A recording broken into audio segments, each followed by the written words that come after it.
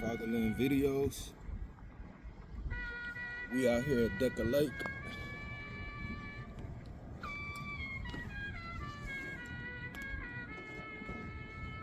We have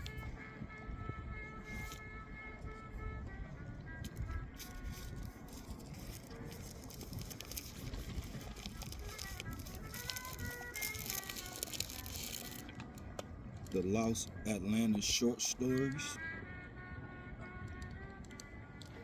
and we out here in Lakeside, Decker Lake. Ta-da!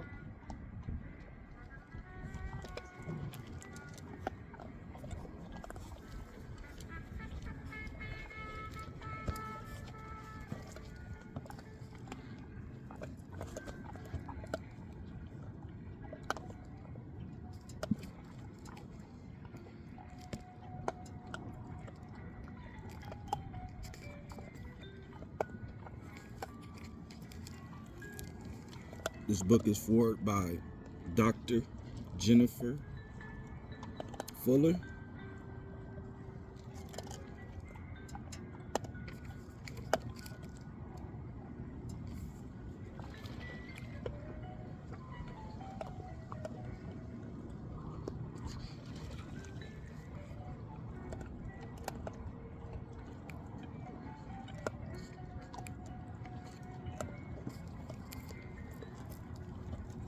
We're doing the mythology of the mirrors of Tuzan Thunne, written by Robert E. Howard on page 201.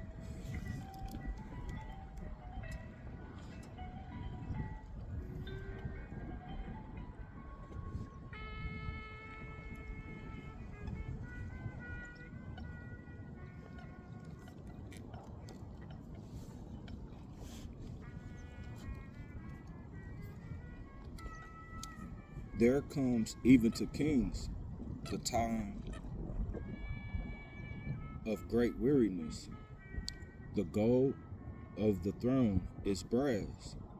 The silk of the palace becomes drab. The gems in diadem sparkle drearily like the ice of white seas. The speech of men is the empty rattle of a jester's bell. In the field comes of things unreal. Even the sun is copper in the sky, and the breath of the green ocean is no longer fresh. Kol sat upon the throne of Valusia, and the hour of weariness was upon him. They moved before him in an endless, meaningless panorama.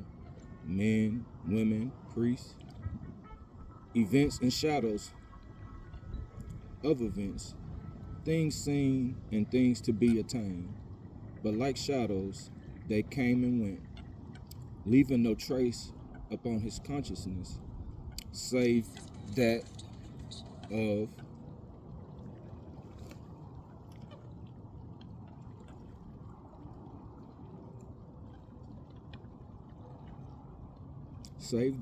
great mental fatigue.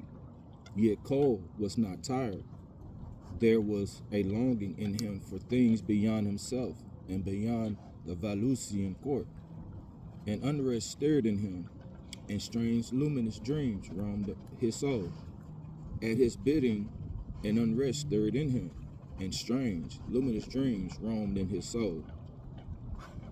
At his bidding, there came time him Brule, the spear slayer, warrior of Ficklin, from the islands beyond the west.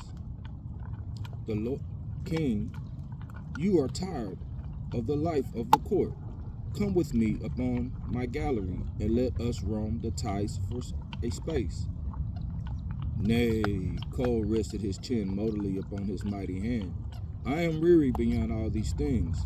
The cities hold no lure for me, and the borders are quiet. I hear no more the sea songs I heard when I lay as a boy on the booming crags of Atlantis. And the night was alive, blazing with stars.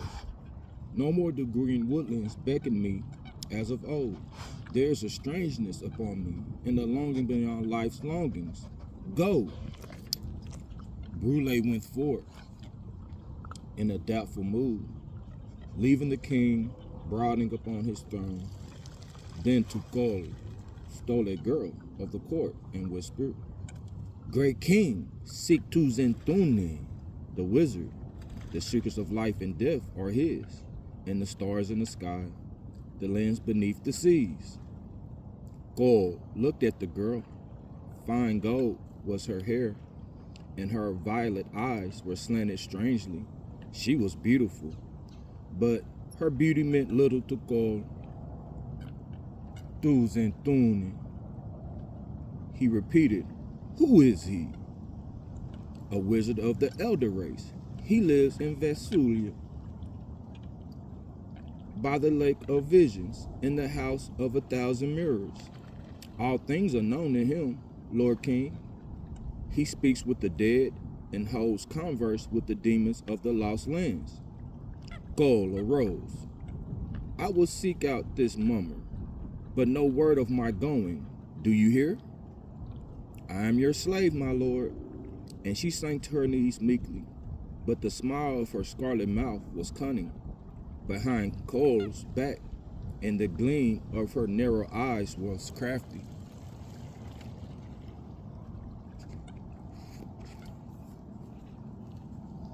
Kol came to the house of Tuzan Thunne, beside the lake of visions. Wide and blue stretched the waters of the lake, and many fine palaces rose upon its banks. Many swan-winged pleasure boats drifted lazily upon its hazy surface, and over more there came 1,000 of soft music. Tall and spacious, but unpretentious, rose the house of 1,000 mirrors. The great doors stood open, and Kol ascended the broad stair and entered, unannounced. There in the great chamber, whose walls were of mirrors, he came upon Tuzan Thunne, the wizard. The man was ancient as the hills of Zalgar. Like wrinkled leather was his skin, but his cold gray eyes were like sparks of sword steel. "Kol of Vasulia, my house is yours," said he, bowing with old-time courtliness and motioning Kol to the throne-like chair. "You are a wizard, I have heard," said Kol bluntly, resting his chin upon his hand and fixes his somber eyes upon the man's face. "Can you do wonders?" The wizard stretched forth his hand, his fingers open and closed like birds' claws. "Is that not a wonder? That this blind flesh obeys the thoughts of mine. I walk, I breathe, I speak. Are they not all wonders?" Kol meditated a while, then spoke. "Can you sum up upon demons?" "Aye, I can sum up upon demons more savage than any in the ghostland, by smiting you in the face." Kol started, then nodded. "But the dead, can you talk to the dead?" "I talk with the dead always, as I am talking now. Death begins with birth, and each man begins to die when he is born. Even now you are dead, King Kol, because you were born. But you are older than me, older than men become. Do wizards never die? Men die when their times come, no later, no sooner. Mine has not come." Kol turned these answers over in his mind. "Then it would seem that the greatest wizard of Vasulia is no more than an ordinary man, and I have been duped in coming here." Tuzan Thunne shook his head. "Men are but men, and the greatest men are they who soonest learn the simpler things. Nay, look into my mirrors, Kol." The ceiling was great, many mirrors, and the walls were mirrors, perfectly joined, yet many mirrors of many sizes and shapes.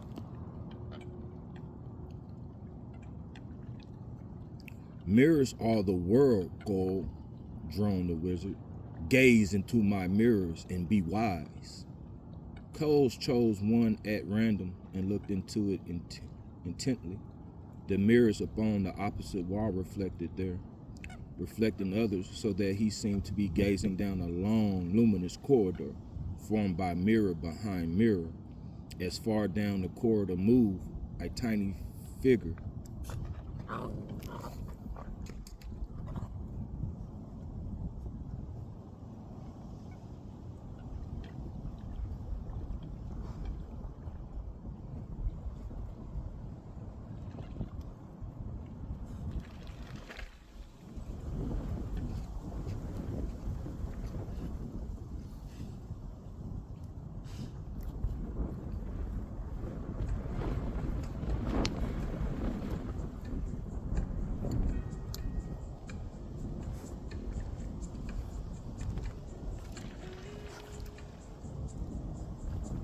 Cole looked long.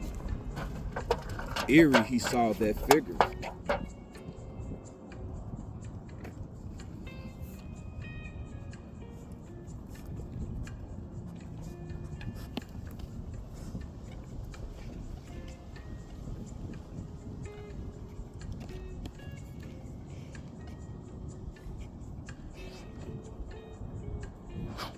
Was a reflection of himself. He gazed, and a queer feeling of pettiness came over him. It seemed that the tiny figure was the true Cole, representing the real proportions of himself. So he moved away and stood before another. Look closely, Cole. That is the mirror of the past, he heard the wizard say. Gray fogs obscured the vision, great billows of mist, ever heaving and changing like the ghosts of a great river. Through these fogs, Cole caught swift and fleeting visions of horror and strangeness, beasts and men, and moved there in shapes neither man nor beast. Great exotic blossoms glowed through the greatness. Tall tropic trees towered high over reeking swamps, where reptilian monsters swallowed and bellowed. The sky was ghastly with flying dragons, and the restless seas rocked and roared and beat endlessly along the muddy beaches. Man was not, yet man was the dream of the gods, and strange were the nightmare forms that glided through the noisome jungles. Battle and onslaught were there, and frightful love. Death was there, for life and death go hand in hand. Across the slimy beaches of the world, sounding the bellowing of monsters, and incredible shapes loomed through the streaming curtain of the incensed rain. This is of the future? Cole looked in silence. See you what? A strange world, said Cole heavily. The seven empires are crumbled to dust and forgotten. The restless green waves were for many a fathom above the eternal hills of Atlantis, the mountains of Lemuria of the west, and the islands of an unknown sea. Strange savages roamed the elder lands, and new lands flung strangely from the deeps, defiling the elder shrines. Valsulia is vanished, and all the nations of today, they of tomorrow are strangers. They know us not. Time strides onward, said Thunne calmly. We live today. We're cared for tomorrow or yesterday. The wheel turns and the nations rise and fall. The world changes and times return to savagery to rise again through the long age. Eerie Atlantis was. Valsulia was. And eerie Valsulia was. And the elder nations were. I.e., we too trampled the shoulders of lost tribes in our advance. You who have come from the green sea hills of Atlantis to seize the ancient crown of Valsulia, you think my tribe is old.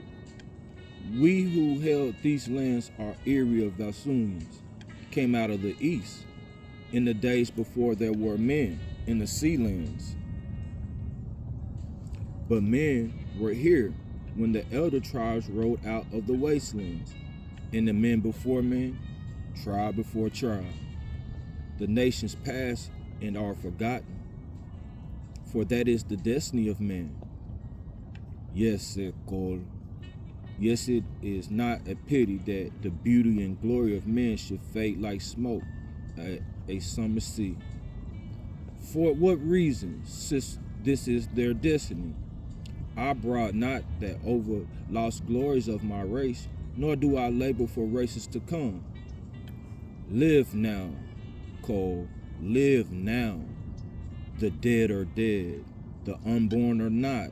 What matters men's forgetfulness of when you have forgotten yourself in the silent worlds of death?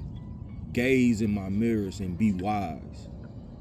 Gold chose another mirror and gazed into it. That is the mirror of the deepest magic. What you see, Gold? Not but myself. Look closely, Gold. Is it in truth you? Cole stared into the great mirror, and the image that was his reflection returned a gaze. I come before this mirror, mused Cole, chin on fist, and I bring this man to life. That is beyond my understanding. Since first I saw him in the still waters of the lakes of Atlantis, till I saw him again in the gold-rimmed mirrors of Valsui. He is, I, a shadow of myself, part of myself. I can bring him into being or slay him at my will. Yet, he halted, strange thoughts whispering through the vast dim recess of his mind, like shadowy bats flying through a great cavern. Yet where is he when I stand not in front of the mirror?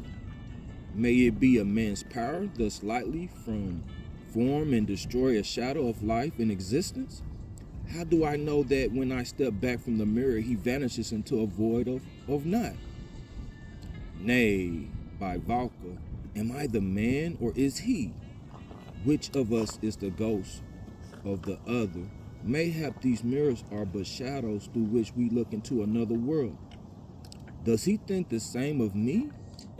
Am I no more than a shadow, a reflection of myself to him, as he to me? And if I am the ghost, what sort of world he lives upon the other side of this mirror? What armies ride there, and what kings rule?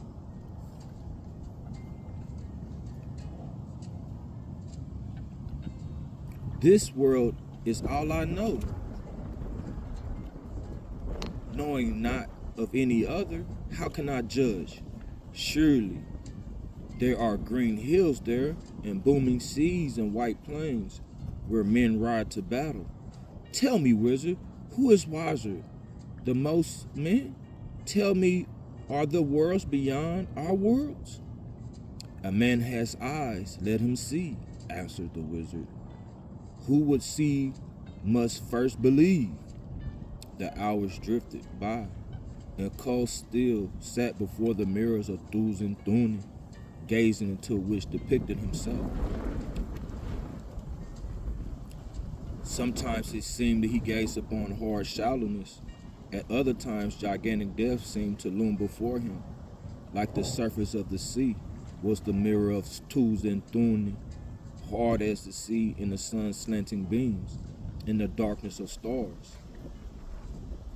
When no eye can pierce her deeps, vast and mystic as the sea, when the sun smites her in such a way, the watchers breathed and caught at the glimpse of the tremendous abysses. So was the mirroring cool gaze. At last the king rose with a sigh and took his departure, still wondering. And Cole came again to the house of 1,000 mirrors.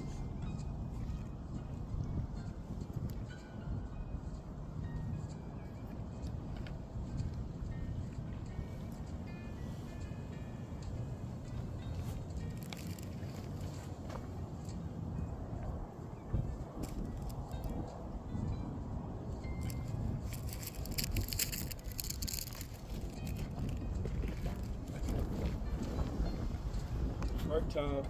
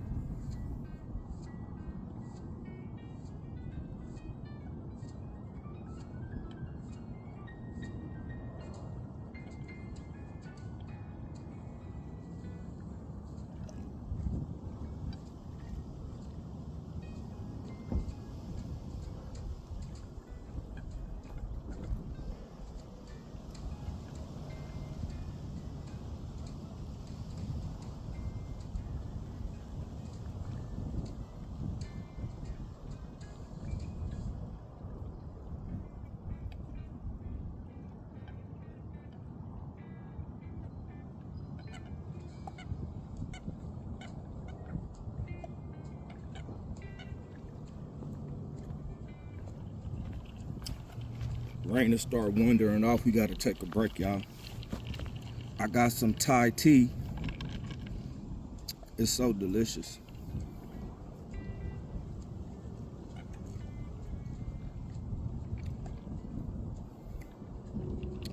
It got like an eggnog type taste to it.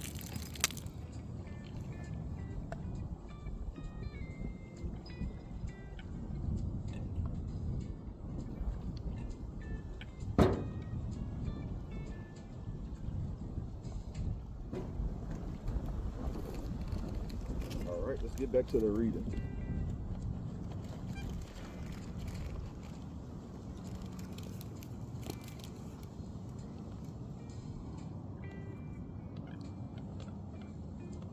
And Cole came again to the house of 1,000 mirrors. Day after day he came and sat for hours before the mirror. The eyes looked out at him, identical with his. Yet Cole seemed to sense a difference, a reality that was not of him. Hour upon hour, he would stare with strange intensity into the mirror. Hour after hour, the image gave back his gaze. The business of the palace and of the council went neglected. The people murmured.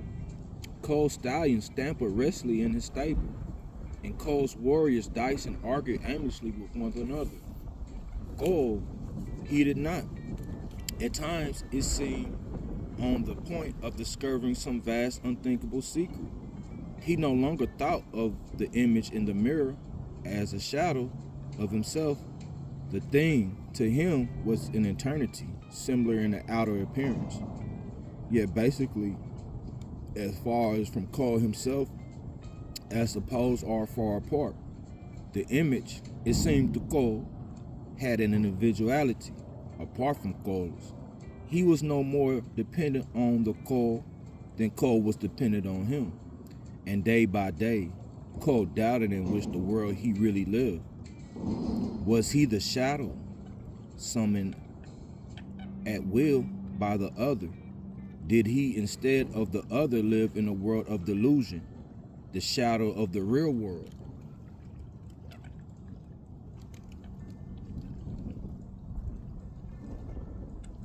Cole began to wish that he might enter the personality beyond the mirror for a space to see what might be seen. Yet should he manage to go beyond that world, could he ever return?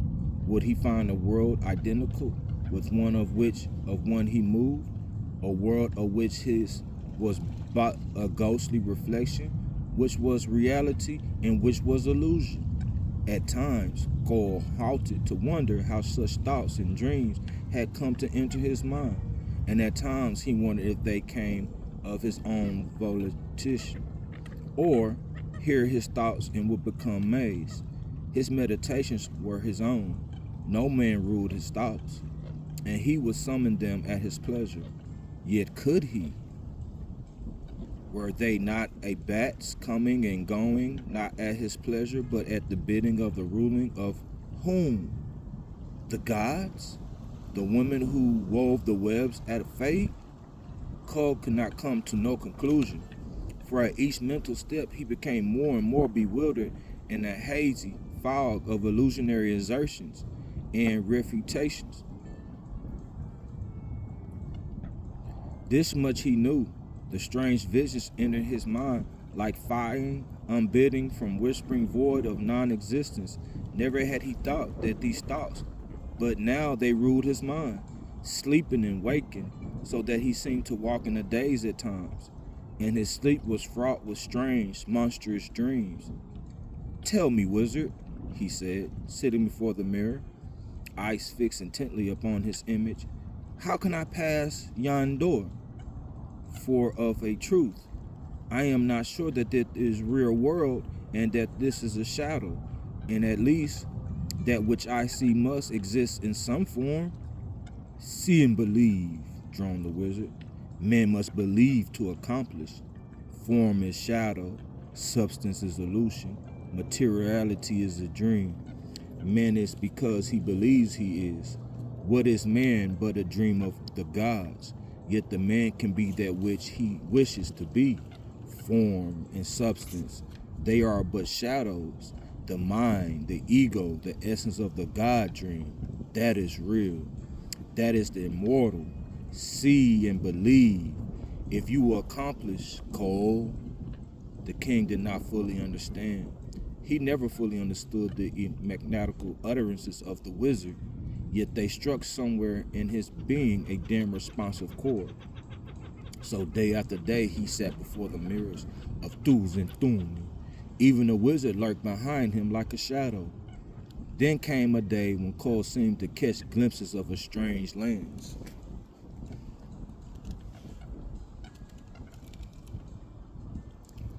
There flitted across his consciousness dim thoughts of recognitions. Day by day, he had seemed to lose touch with the world.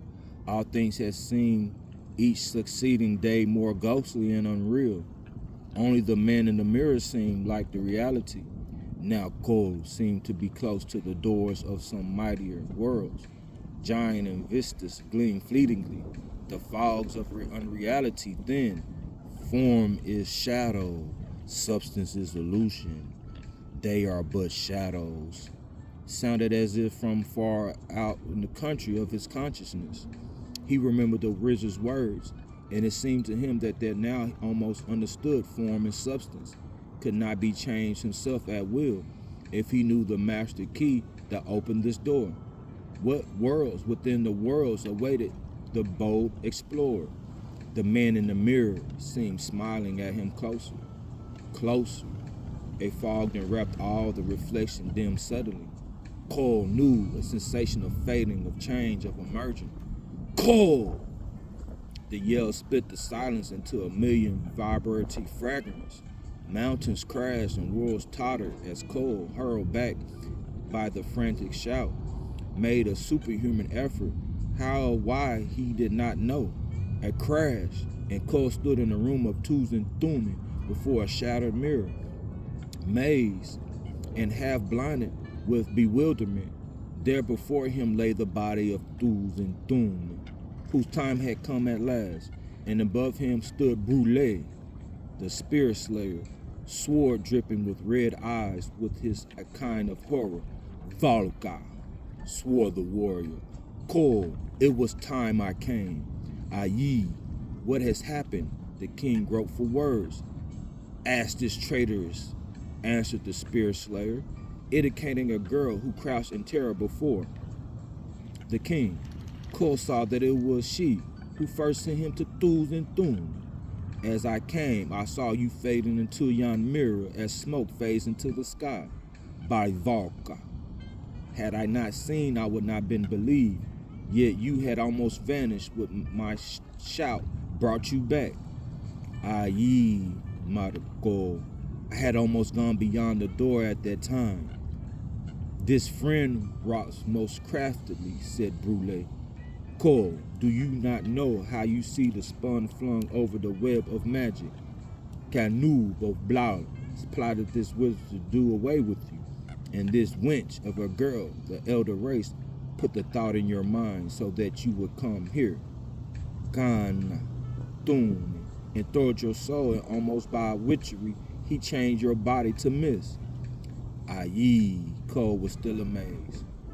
But being a wizard, having knowledge of all the ages and spies in gold, glory, and position, what could Canoob of Thunne that would make him a foul traitor? Gold, power, and position, grunted Brûlé. The sooner you learn that men are men, whether the wizard, king, or thrall, the better you will rule, Cole. Now that, what of her? What shall we do with her? Not, Brûlé, not. As the girl whimpered and groveled at Cole's feet. She was but a tool. Rise, child, and grow your ways. None harm shall come to you. Along with Brûlé, Cole looked for a last time in the mirrors of Thunne. Mayhap he plotted and conjured, Brûlé. Nay, I doubt you not. Yet, what is the witchery that was changing me into thin mist? Or had I stumbled upon a secret? Had you not brought me back? Had I faded in dissolution? Or had I found worlds beyond this? Brule stole a glance at the mirror, to twist his shoulders, as if he shuddered. Aye, Tuzan Thunne stored the wisdom of all the hells here. Let us be gone, called eerie, they bewitch me too. Let us go, answered Cole, and side by side they went forth from the house of 1,000 mirrors, where mayhap or prison, the souls of men. None looked now in the mirrors of Tuzan Thunne. The pleasure boats shunned the shores where stands the wizard's house.